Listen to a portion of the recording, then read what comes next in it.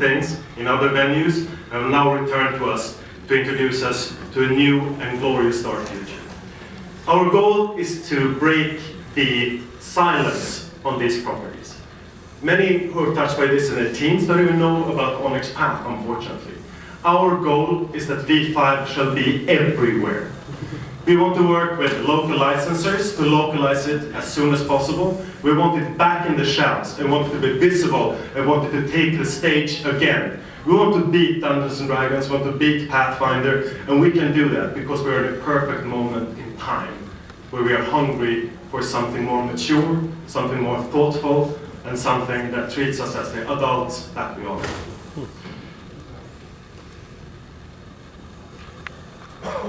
So, if you've seen some of the online stuff and messaging that we have put out over the last year, or even if you don't, you might probably wonder, what's that one world of darkness mean?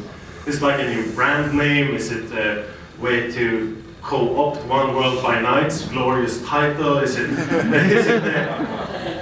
we generally prefer to show, not tell, and let our products speak for themselves and don't give away a lot of spoilers. But I think for you, and to start up this conversation that I've had with a lot of you in private during this weekend and to open you into the conversation, I think it's appropriate to talk a little bit about the words you see here. One world of darkness, this world of darkness, our world of darkness. One world of darkness is a unified theory of the supernatural. It's the original universe of societies of monsters hidden among us. It's time for it to return, not rebooted, but revolutionized and reborn in our chaotic time of sweeping change. Our goal is grandiose. We want World of Darkness to be what it once was. What these gentlemen and ladies in the company made it in the 90s, when it was something that just grabbed us by the throat and made us question everything we believed in the world and opened so many new avenues to us. We sit on a treasure. In an age of unified universes, this is the first one that was built for it. Not by a big corporate structure, but by fanatic enthusiasts like you. You created one of the first integrated fandom networks in the world. We shall be able to replace many of the more corporate-driven structures from the throne by virtue of pure passion. This is a continuation of the original story arc.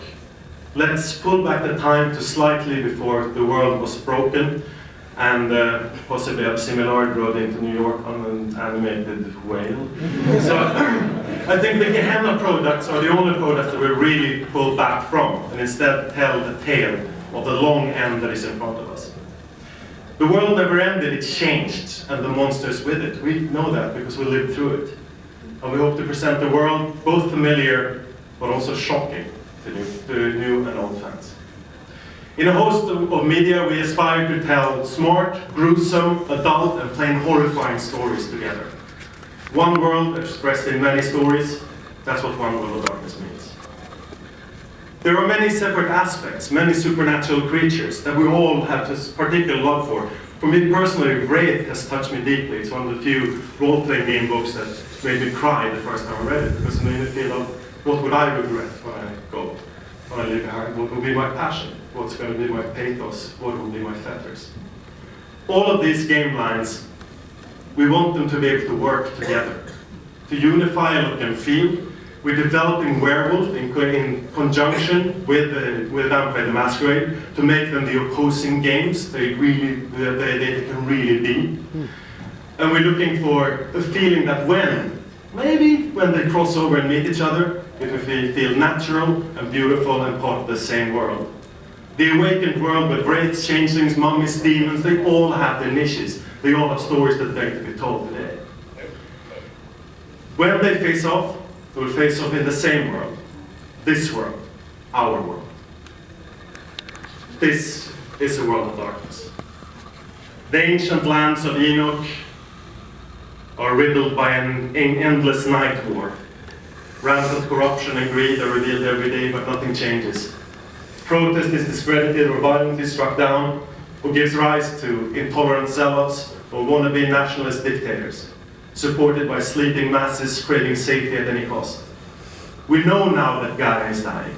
choked and fevered, the oceans rise to consume us all. When will you rage? Fueled by superstition and hyper-tech communication systems, paradigms go to war as bloody religious traditions clash with scientific pragmatism and secular humanism. Is this our world? Is it a world of darkness? Sometimes it's hard to tell, right? When we looked at the changes that have been going on since the beginning of the century, a lot of the end games in World of Darkness came to pass. It's almost like we're living in the age of Gehenna, apocalypse, and hopefully ascension. World of Darkness is unique among a host of fantastic universes.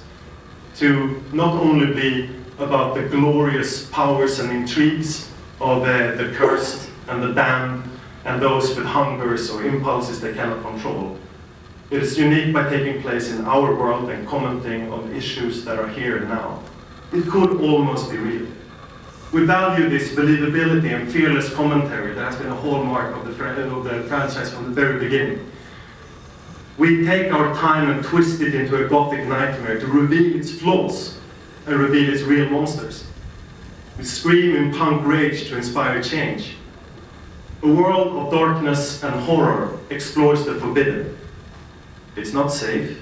It's the most horrifying shit in this world, cranked up to 11, seen through the eyes of monsters. While our world has come a long way since 1991 on almost every front, life expectancy, literacy, gender equality, the amount of countries at peace in the world, we still have a long way to go. We still have monsters to seek out and explore, from the inside of their power structures and from the outside. In World of Darkness, we want to put the focus right there, on what is wrong in the world, and use vampires, werewolves, and changelings as always, as metaphors for our human conditions and the issues that are difficult to speak about, but do so with great maturity, research, and a strong belief that our customer base has grown from teenagers to fully grown adults who appreciate nuanced stories, well-researched, and written by the people affected by them. Let's peek behind the curtain and reveal a society of monsters, the grand machinery that drives the world to the brink of collapse, then become the invisible hand or by it. This is our World of Darkness. Every generation of World of Darkness players, every community organization, and all developers have made this world their own to tell their stories, added new shades of dark brilliance onto the walls of our glorious abattoir. That's the way it should be. Bear with us, you are somewhat mysterious, because we don't like massive spoilers, but this much we can say, that 12 years is a long time. It's long enough for a person to grow up. It's long enough for a world to evolve. We intend to use this gap in official publishing to make sure the world we meet in our products is something new and horrifying. A world where all truths are questioned and all powerful static hierarchies are broken, giving more room for the player characters to rise to glory or explore their tragic falls. We don't believe in rebooting or changing the core tenets of the games. Taking vampires as an example, Cain, the Camarilla, the Anarchs, Sabbath, Generations, Clans, the Beast, all of those will remain, but their meaning and their struggles could be different today. We may have picked up rumors of a Second Inquisition, of Beckoning, a Gehenna Crusade, a forever war. These are monumental events that reflect the world of today and draw conclusions that affect the societies of the awakened. What's the role of hidden and human creatures in the dramatic events that unfold before us every day? And while we look onward into an uncertain future, we also intend to look inward at, for instance, what it means being an vampire, to look at details that we have earlier shied away from, and maybe explore them further, to create new avenues for exploration and exploitation of each other's trust, new ways to backstab, new intrigues, new flows of power, new flow streams of blood. This idea that I'm going to talk about a little bit now came about through the process of working with crafting and gathering and the basic gameplay loop in the CCP MMO that I was engaged in for the last year as a senior content developer. So me and Eddie and Bill and a number of other people were scratching our head like, what's the what's the repeatable gameplay loop for a vampire in an MMO? What would be sort of the thing that would be exciting you return to every day? There were ideas of, yes, fighting Sabbat on the top of the rooftops to suck them dry for XP. And to find the scarred and the bloody knife of a serial killer and extract its essence to craft with it. I remember one meeting with Niger. I think I went like, how about they hunt? You know, for blood? Like vampires?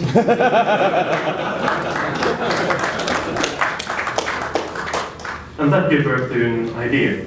Looking at all the systems and integrating them, we saw that there is an opportunity here. We've shied away from maybe the most private and defining aspect of being a vampire, the blood itself. What is it that drives a lifeless corpse to live forever, potentially until the sun goes out?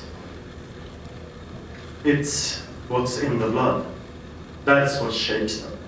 I've always had a problem with the idea of disciplines and powers being built by some kind of Gothic training montage to Eye of the Tiger by with your sire. We haven't learned much about it. You spend your XP and yeah, there's a lot of hand-waving around how disciplines develop. What if you are what you eat? What if you grow through the prey you seek out? What if to disappear from sight you feed from those that we forget and look away from? The homeless, the lost? What if to dominate you fuel your powers to the blood of those in submission? To fuel your presence